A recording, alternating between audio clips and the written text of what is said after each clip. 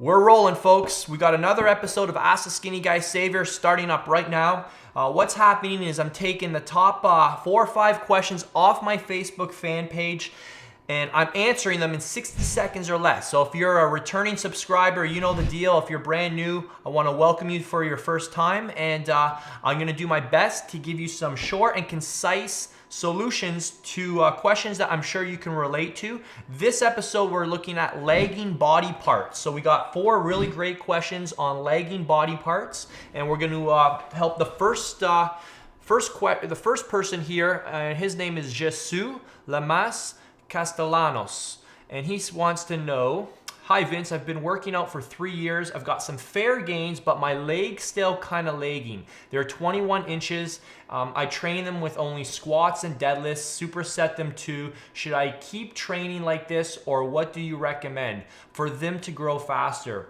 Great and really helpful show, by the way. Shout out from Mexico.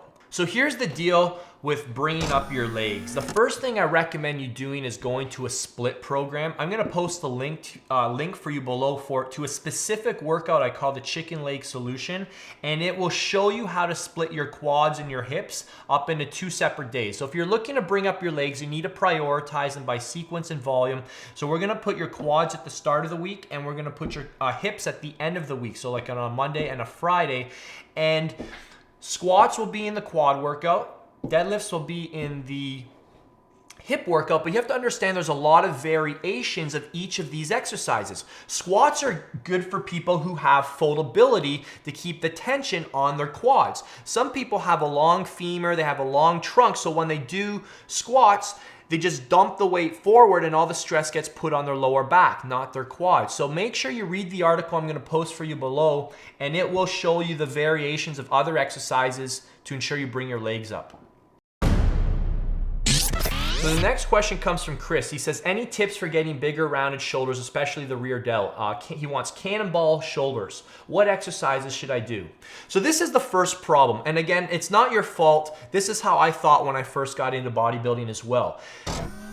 Your body doesn't understand exercises. It doesn't say, hey, I'm doing a rear delt fly. Let's build some rear delts. It doesn't work like that. Your body only understands when a muscle is fully shortened, when it's fully lengthened. It only understands tension, fatigue. So a better question for you guys to ask is to say, hey Vince, I want to bring out my rear delts. What's the anatomical function of the rear delts? So let's take a look at how we isolate the rear delts. One of the things a lot of people don't know is that your scapula needs to be, your shoulders, need to be protracted forward. So this is retraction, this is protraction. When your shoulders are protracted forward, your scapula will be flat. All your rear delt exercises need to be initiated through this range of motion. As you can see, it's not a big range of motion. It's actually it's like 6 to 12 inches. You see a lot of guys trying to work the rear delts like this. You're not working your rear delts. This is primarily the retractor muscles, your rhomboids, mid-back, mid-trap muscles. So you stimulate your rear delts a little bit, but you're not gonna build cannonball delts by doing this stuff. You gotta shove your shoulders forward, isolate, and work within this limited range of motion. And you might be saying, well, that's not a lot of range.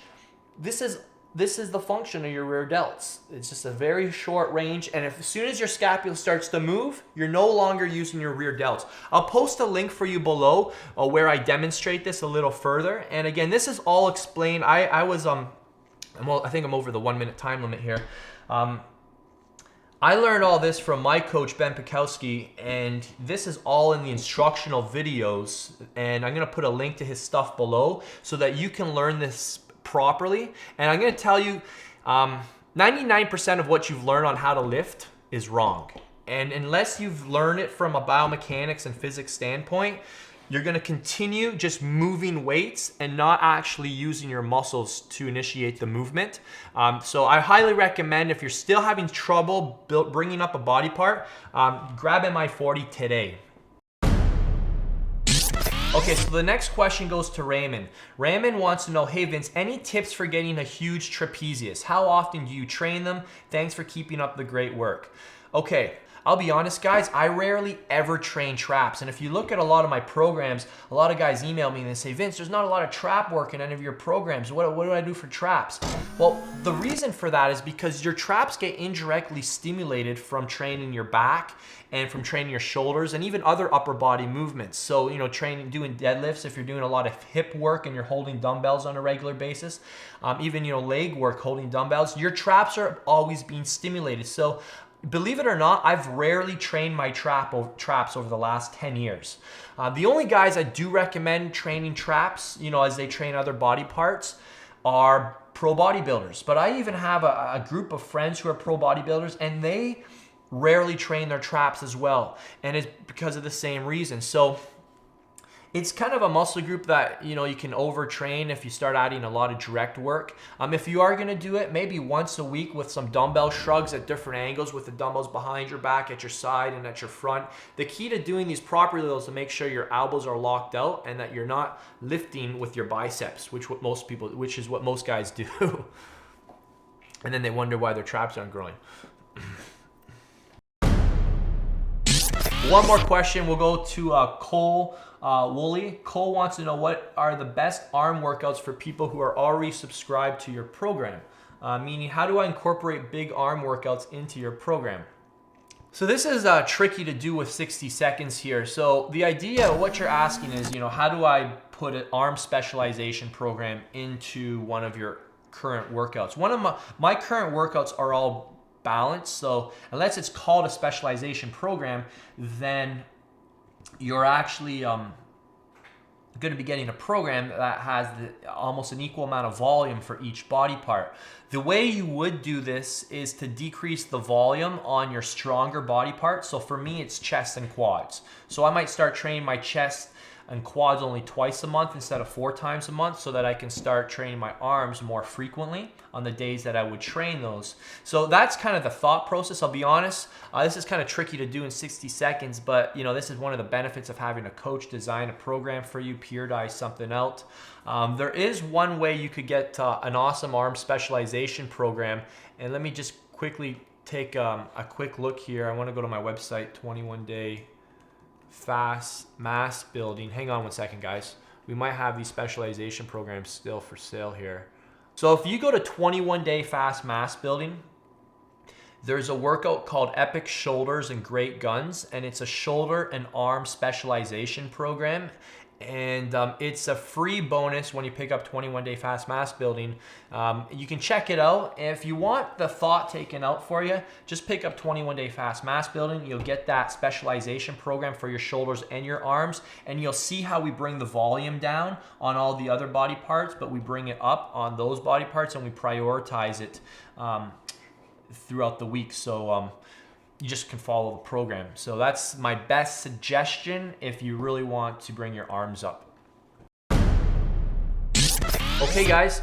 So let's see, that's it. Lagging body parts done. Thank you so much. If you haven't subscribed to the channel yet, please do so if you find that information was helpful for you, and if you want to be updated regularly. Quick thing, people have been mentioning in the comments that they're not getting notifications from YouTube when my videos are uploaded. So there's actually something in your settings, and you have 2 options. I forget what they are. One of them is everything. You have to make sure everything is selected. That way everything you're subscribed to gets pushed into your feed.